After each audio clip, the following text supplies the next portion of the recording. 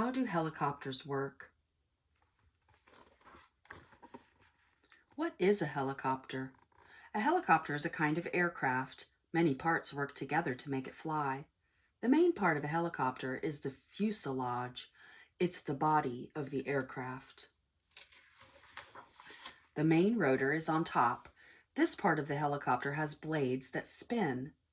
The landing skids keep the body off the ground. The tail boom connects the tail at the back. There's a small rotor on the tail. The cockpit is in the front. The pilot controls the helicopter from here.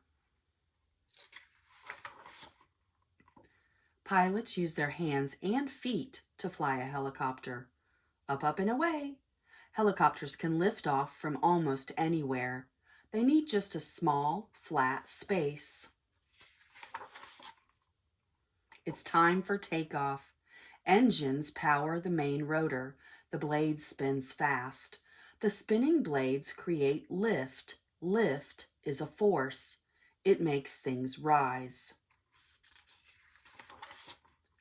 The blades also create torque. This force makes things turn. The tail rotor spins sideways. This works against the torque. This keeps the fuselage from spinning. Flying. A helicopter can move in many directions. The pilot tilts the main rotor. This creates thrust. Thrust is a force that moves an aircraft in the air. Thrust makes the helicopter fly forward, backward, or sideways. The pilot pushes the foot pedals. This turns the tail of the helicopter left or right. A helicopter can change directions quickly. This makes it perfect for doing certain jobs. People film movies from helicopters.